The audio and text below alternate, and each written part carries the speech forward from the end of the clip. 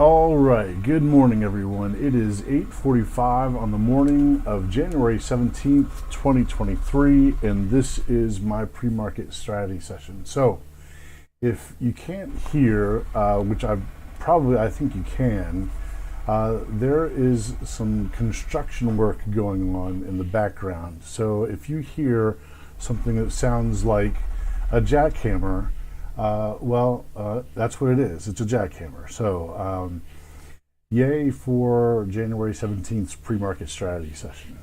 All right. So the title of today's video is Pullback in the Middle of a Bear Market Rally. Now, let's take a bigger view here. Here's the cues.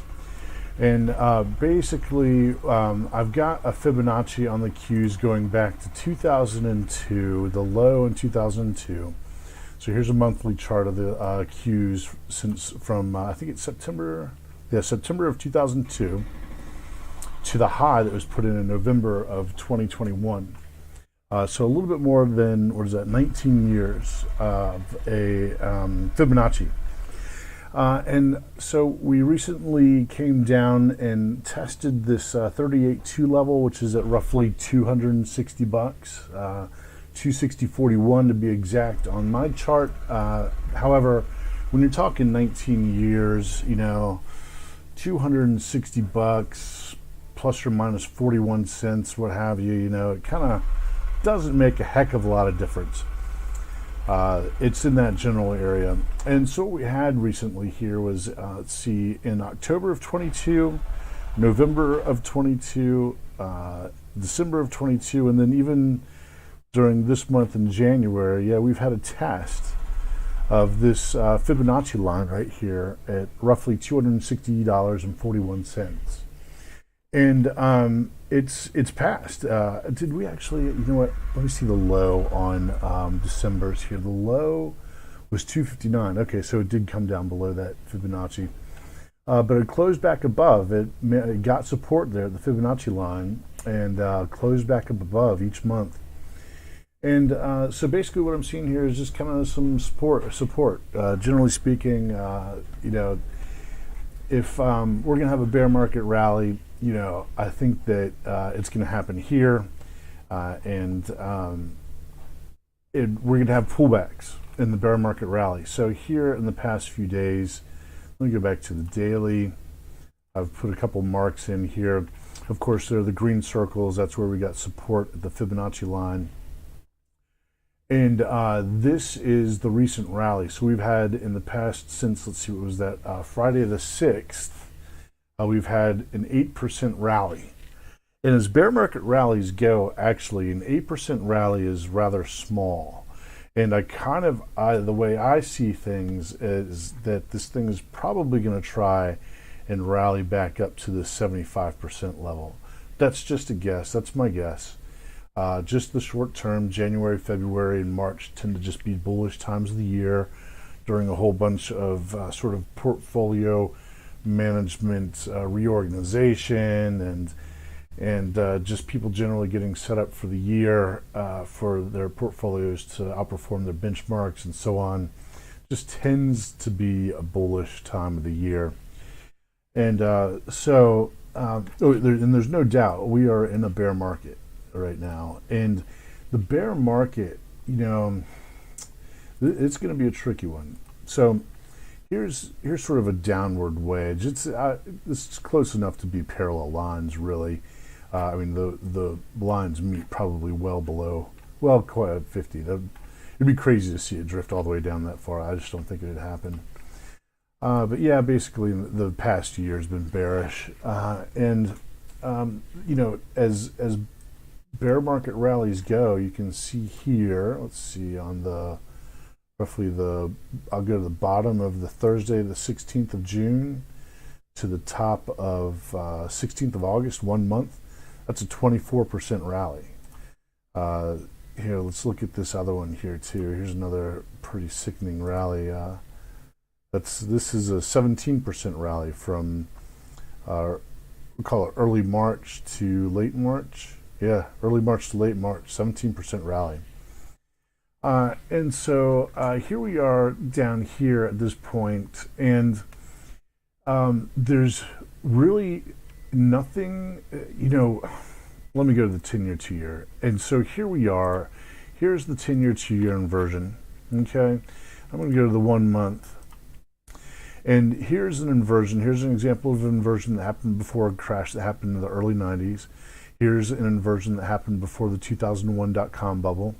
And then here's an inversion before the 2008 housing bubble, right? For the crash of the 2008 housing bubble. And so here we are. Here we've had the deepest inversion in the history of this chart, at least. I don't know about further back. Well, if it stays inverted for more than 18 months, then we'll have the deepest and longest inversion. Well, that's 18 months is still another 11 months out. We are going on 7 months of inversion here. Let's see, July, August 2, September 3, October 4, November 5, December 6, and here we are in January. This is the 7th month that we're going into inversion. And with a little bit of historic perspective here, the inversion can last anywhere between 12 months and 18 months. So we're anywhere between 5 months and 11 months away from seeing the end of this inversion. And then we'll see the crash. Sort of these exclamation points here kind of indicate where the crash happens on the stock market. Now, I wonder, is there going to actually be something that comes out of left field? Because, we pretty much know everything. Everything that we know right now is pretty much baked in. The Fed is tightening. Everybody sees the yield curve inversion. The 10-2 is the main one. And there are a whole bunch of other parts of the curve that are inverted. And I've forgotten exactly, which ones they are. The 5-year, 10-year, maybe they are, maybe it's not. I don't know. But there's the 3-month and the 1 year and the 1 year and the 2 year and the 2 year and the 5 year and so on and so on. You can go back. I can go through and find. There might be 1 or 2 parts of the yield curve that haven't quite inverted yet. But it doesn't really make any difference at this point anyway. There's so much of it that's been inverted for so long, and the 10-2 is what everyone pays attention to anyway. So, what kind of surprise is going to come at us, in whenever this yield curve, normalizes again? There were a lot of people who didn't see the housing crash coming. There's a lot of speculation in the housing market, and there were only a few. I think Dr. Michael Burry is probably the most famous from the Big Short. Peter Schiff actually also had a really good segment on that. Let me see. A lot of people, and Peter Schiff catches a lot of BS, and I see why he does. Because he's pretty much a perma-bear, but he's also in Austrian economics. He comes from the Austrian economics school, and unfortunately, Austrian economics just doesn't apply in economy global economy with central banks. Let's see. I think it was Sands Resort. Let me look it up here. Sands Resort. Let's see if I can find it. There was, I know I have it in my favorites in my other YouTube channel. I think it was 2006, 206. This is it right here. I'm going to pull this forward here. Pardon the advertisement. 3, 2, 1, skip the advertisement. If you have time to watch Peter Schiff, mortgage banker's speech, November of 2006, he nails this thing. He nails the housing market and the bubble in the housing market. He lays it out eloquently. And then not only that, at the end, there's this sort of debate between this guy, I don't remember who he is, and Peter Schiff. And you'll get to see sort of the I don't exactly want to say hubris. I mean, hubris does kind of explain it, but if you watch, the whole speech given by Peter Schiff, and then you watch it all the way to the end where these guys do kind of a head-to-head debate, these two guys right here, you can see exactly this is the mentality of the majority. This guy holds the mentality of the majority of people in 2006. Everything is going to be fine. Everybody always pays their mortgage. There's smooth sailing. Nothing's going to happen. And Peter Schiff is like, we're headed off at the end of a fiscal cliff. These people can't afford these loans, and he lays it out. So if there's anybody out there that is a Peter Schiff fan, I'm still a Peter Schiff fan. It's just that, unfortunately, the Austrian economic model, Austrian School of Economics, which I think is sort of the best school of economics, and eventually it will come around to where everything that Peter Schiff is predicting will come true. It's just not in the meantime. It's just not, as long as there are central banks, as long as there's central banking that can pull any trick out of their hat they want to kind of keep the economy rolling along, and everybody's happy with it. I think that things are going to keep kind of going the way they've been going for a while now. So, so yeah, I'm saying right now, whatever's going to cause whatever happens, whether it's another liquidity crisis, God knows what it could be. I mean, who knows? I mean, there are a million things that it can be. There's nothing that that is obvious right now as to what's going to break. If you ask Peter Schiff, it's a dollar crash. But yeah, we're the world reserve currency. It doesn't really happen that way. There's always demand for dollars.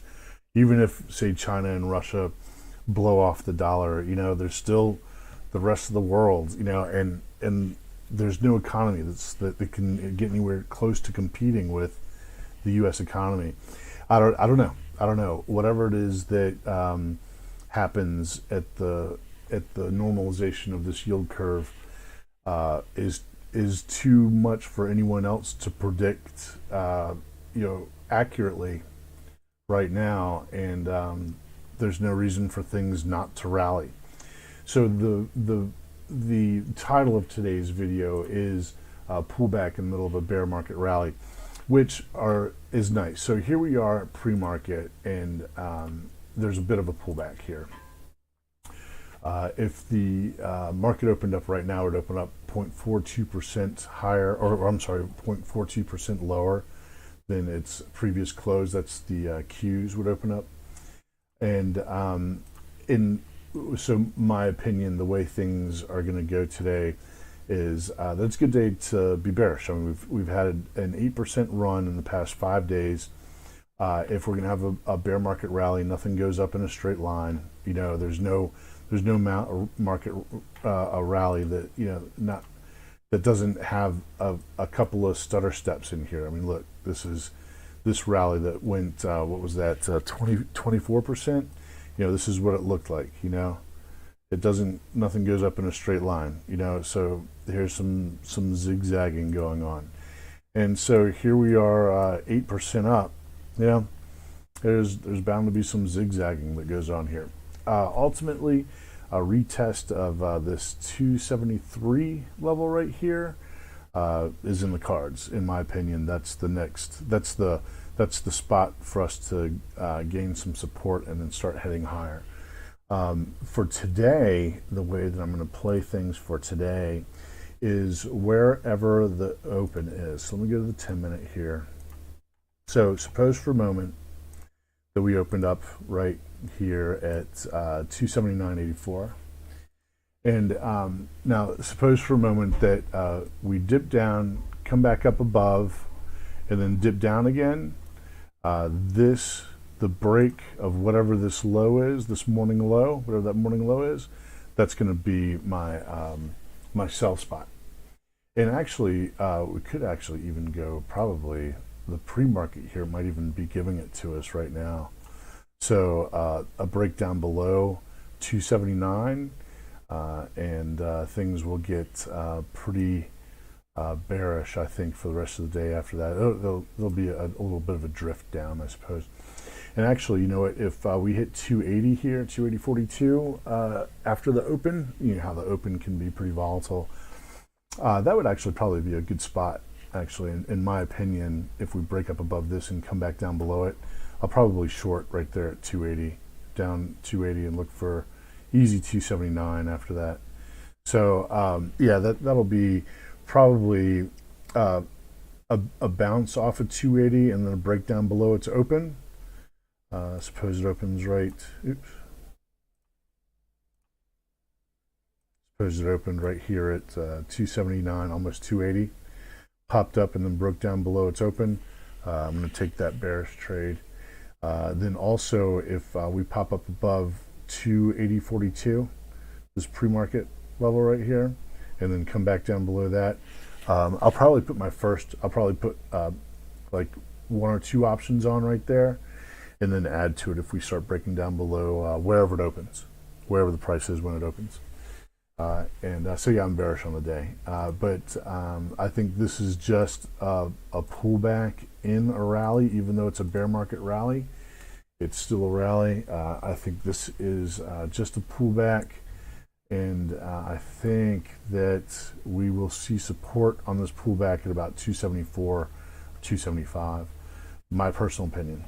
Let's see what else. Bitcoin caught one heck of a rally. I don't know if you caught wind that perhaps there was some kind of this is a bit of a coincidence that the airline industry of the United States, then Canada, and then China, they all got shut down, and there might have been someone out there who hacked them and gave them a virus, and then said, or gave them some kind of malware, and then said, well, I'll clean up your malware. I'll clean up this malware problem for you if you give me some Bitcoin, give me X amount of dollars in Bitcoin, and I'll patch this thing right up for you.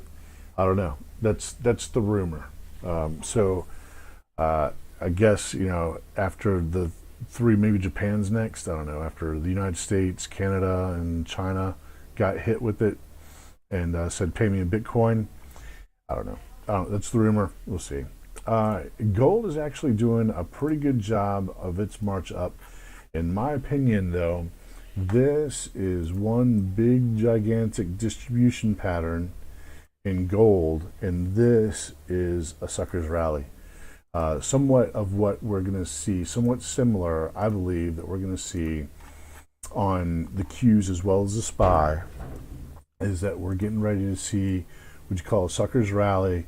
Comes up, sucks in the longs, and then whenever the 10-2 starts to correct or normalize again, that's when we see the next big leg down. But we gotta pull some liquidity in the market before we get that next big leg down. So we got to see the retail trader come back in and start speculating or start investing and so on, because we're breaking up to, you know, almost new higher highs, and FOMO's got to kick in and all that stuff. So unfortunately, that's, I think, the way it's going to go in the long term, 6 to 12 months out. That's the way things are going to go. In the short term, I think it's just bullish. It's going to pull people in, and then Wall Street's going to wring out all liquidity from the whatever device you want to call it, whatever, wring out the towel, or wring out the hand towel, or whatever you want to call it,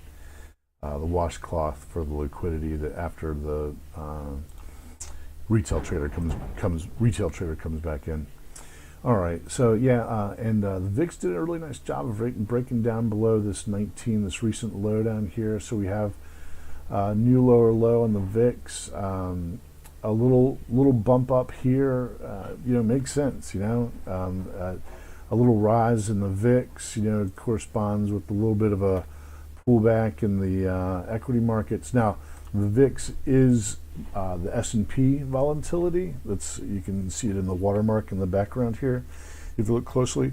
But I really prefer to use the VIX in conjunction with movement in the Qs rather than the VXN, which is the volatility index for the NASDAQ, and that just this NASDAQ volatility just doesn't make anywhere near the amount of sense to me that the VIX does. This is much easier for me to read than the VXN. So that's where we are for the time being. Looking for a little bit of a pullback for a couple days. It could be one of those situations. For a long time there, it was a red Monday, green week, red Monday, green week, red Monday, green week. We'll see how it goes. All right, everybody. Good luck out there. Keep your risk tight. Click like, share, subscribe, leave a comment, tap the bell. I will see you at tomorrow morning's strategy session. Thanks for tuning in. I am out.